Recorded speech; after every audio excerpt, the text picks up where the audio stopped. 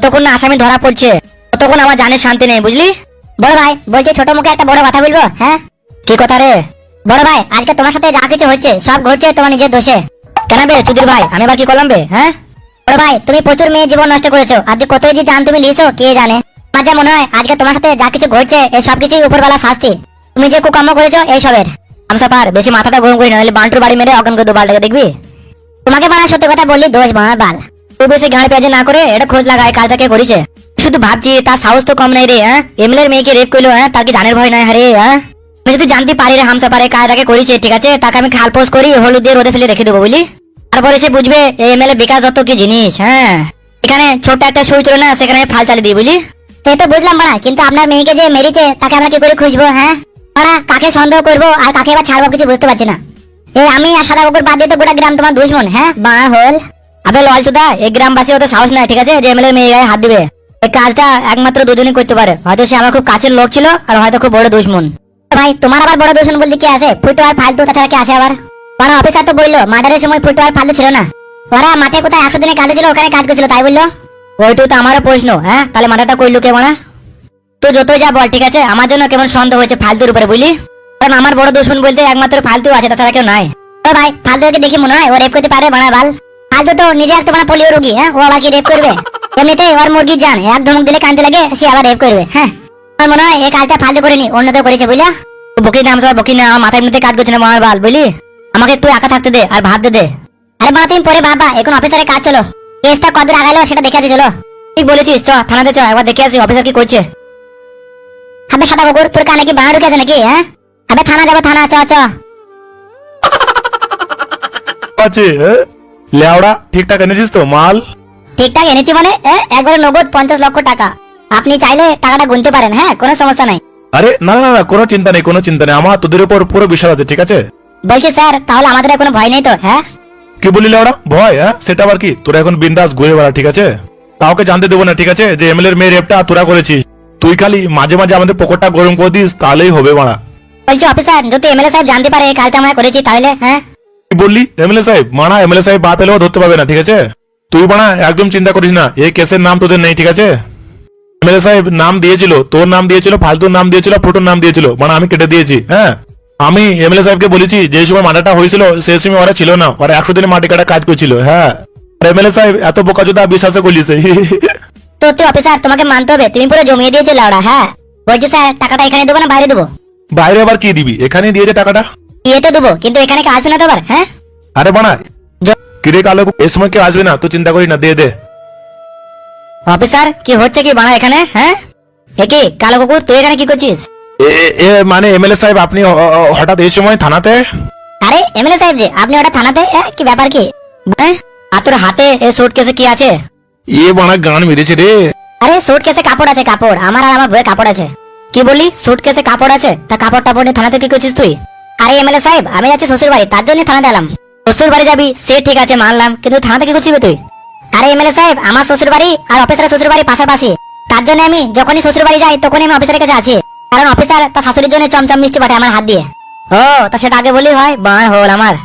উফ বানা বেঁচে গেলাম, সত্যি বানা কালো কুকুরের বুদ্ধি আছে, মানতে হবে। ঠিক আছে কালো কুকুর, তুই এখন যা, আমার আর অফিসারের মধ্যে কিছু পার্সোনাল কথা আছে, তুই এখন যা, পরে আসবি। হ্যাঁ ঠিক আছে ঠিক আছে। কি ভাই অফিসার, তুই তো আমাকে বলিসনি তোর শ্বশুর বাড়ি কালো কুকুরের শ্বশুর বাড়ি একই গ্রামে? তা আরে এমএলএ সাহেব মানে এতে আবার কি বলার আছে? হ্যাঁ আছে তো আছে। তাই এমএলএ সাহেব হঠাৎ আপনি এই সময় থানাতে? হ্যাঁ থানাতে আমি গান মাতালাম বে মাংমানি ভাই আমার, বেশি গান না মারিয়ে কেসটা কত গেলে সেটা বল। কেস আবার কত যাবে? এই তো কেস চলছে। সে তো আমিও জানিবে কে চলছে, তা আসামের কি খবর? আসামি হ্যাঁ কিছু খোঁজ লাগাতে পারলি এই কাজটা কারা করেছে? খোঁজ তো আমরা লাগাইছি, কিন্তু এখনো পর্যন্ত কোনো প্রমাণ পাওয়া যায়নি যে কাজটাকে করেছে। আমাদের ভাতারবাড়ি থানার পুলিশে কোন তদন্ত করছে ব্যাপারটা। আপনি চিন্তা করবেন না, আমরা যখনই কোনো খবর পাবো তখনই আমরা আপনাকে ইনফর্ম করে দেবো। খুব তাড়াতাড়ি আমরা আসামিকে ধরে ফেলবো। সালা হারামি, আগে 24 ঘন্টা পার হয়ে গেল, তুই এখন আসামি কোনো খোঁজ পেলি না? হ্যাঁ তোকে বানা পুলিশ বানালো কেবে? হ্যাঁ তুই তো বানা পুলিশের নামে কলম কেবে? সামান্য একটা খুনিকে খুঁজে তুই বাইর করতে পারছিস না? বড় ভাই, আমার তো মনে হচ্ছে বানা ইয়াদের কোনো কাজ হবে না, আমাদের কিছু একটা করতে হবে। দেখ অফিসার, তোকে আমি আরো একদিন টাইম দিলাম, ঠিক আছে? তুই যে কেউ খুনিকে খুঁজে বার কর, ঠিক আছে? না হলে তোকে আমি এমন জায়গায় ট্রান্সফার করবো, ঠিক আছে, না সেখানে খাবার জন্য জল পাবি না হাঁকার জন্য পানি পাবি, ঠিক আছে? বলছি এমএলএ সাহেব আপনি একদম চিন্তা করবেন না, ঠিক আছে? কালকের মধ্যে আমরা আসামিকে খুঁজে না বাই করতে পারলে এই কেসটা আমরা সিবিআই কে হ্যান্ড ওভার করে দেবো, বুঝতে পারলেন তো? সত্যি বানা আমারও তাই মনে হচ্ছে, তোর দ্বারা আর কিছুই হবে না বানার বাল।